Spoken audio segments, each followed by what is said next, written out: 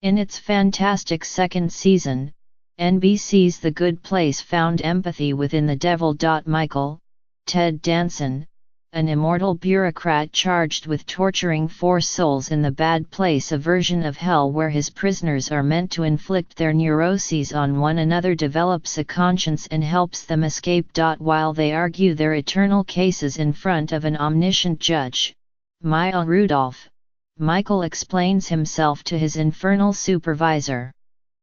"I was just trying to prove that humans could be made to torture each other," he says. "Instead, they helped each other. They were bad people. This wasn't supposed to be possible. People never learn, people don't get better." These are unsurprising beliefs from a minion of hell. But they've also been the guiding principles of the last 2 decades of TV. From the dawn of The Sopranos through the rise of Netflix, acclaimed anti-hero dramas have focused on bad people getting worse or good people going bad. In Breaking Bad, the concept is right in the title. There are many delights to The Good Place, which ends its too short 13-episode season Thursday, its ingenious twists, its riffs on the banality of damnation. Hell is stocked with Hawaiian pizza and plastered with movie posters for Pirates of the Caribbean 6, The Haunted Crow's Nest or something. Who gives a crap?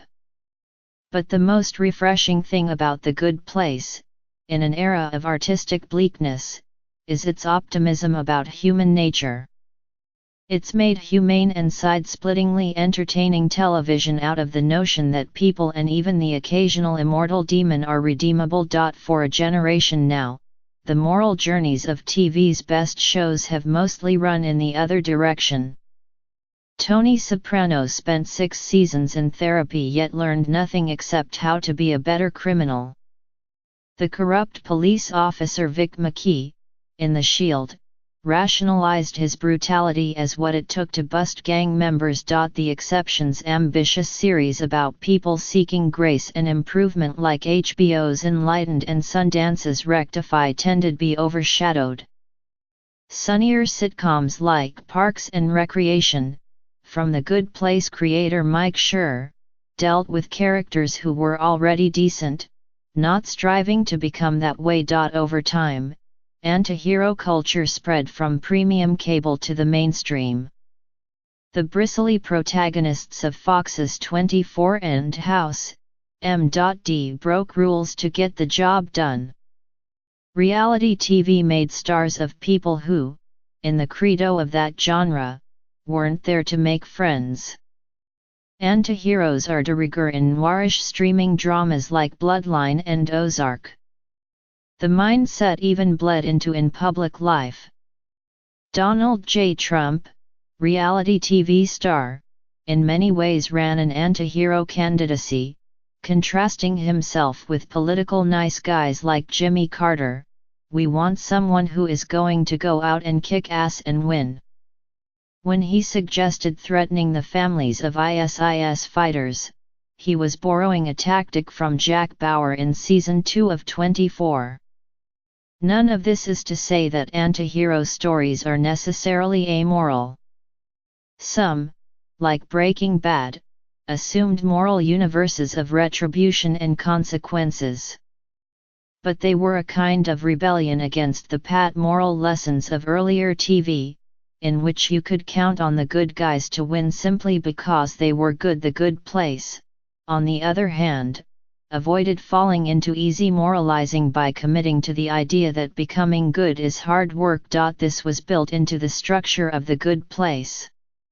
For most of the first season, Eleanor Shellstrop, Kristen Bell, a selfish ne'er-do-well, believes as part of Michael's ruse that she's in heaven and was placed there by mistake.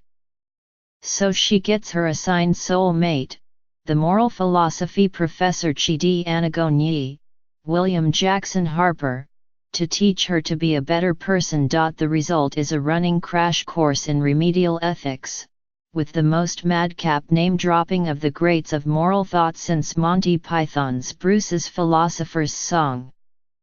The Good Place has something in common with the absurdist, meaning-of-life-obsessed humor of the 1970s, like Python and The Hitchhiker's Guide to the Galaxy.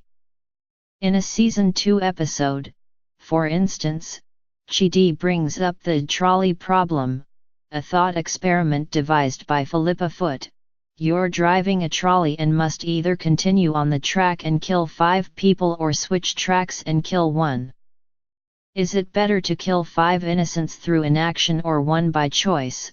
To give the conundrum some oomph, Michael conjures up an actual trolley, forcing Chidi to live out his dilemma over and over, complete with copious blood spatter. The scene is slapstick, gross-out brilliance, and a clever illustration of how applying hypotheticals to real life, or a convincing illusion, becomes messy. The characters of The Good Place ended up in hell for relative misdemeanors. Eleanor is an oaf, but hardly a murderer.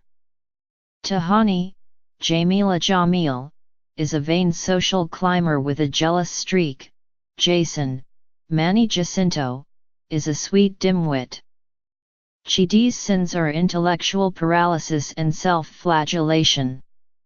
When he learns he's in hell, he assumes it's for drinking almond milk. I knew it was bad for the environment, but I loved the way it coated my tongue with a weird film. This may seem unfair. Is anyone good enough for The Good Place? But it serves a purpose. It's easy to feel distance from a true monster like Tony Soprano. The characters on The Good Place, on the other hand, have everyday failings. They have work to do just like we do. In The Good Place, morality is not something you have, it's something you do. It's a muscle that requires exercise. The show shares with dramas like Breaking Bad the belief that being good is hard. But it doesn't believe that being good is futile. The series feels like part of a wider reaction against the dark TV view of human imperfection, something that was once groundbreaking but has become a commodity. CBS All Access The Good Fight, like its predecessor The Good Wife, is about the conflict between principle and the cynical practice of law. ABC's The Good Doctor, anyone notice a pattern in the titles, is a sort of syrupy reverse house in which the diagnoses come not from a misanthrope but a well-meaning autistic savant. But the upbeat sophistication of The Good Place is still rare, in this world and, apparently, in the next. When Ms. Rudolph's judge agrees to hear the character's case, she says that she's only doing it out of boredom. It's either this, she says, or start Bloodline.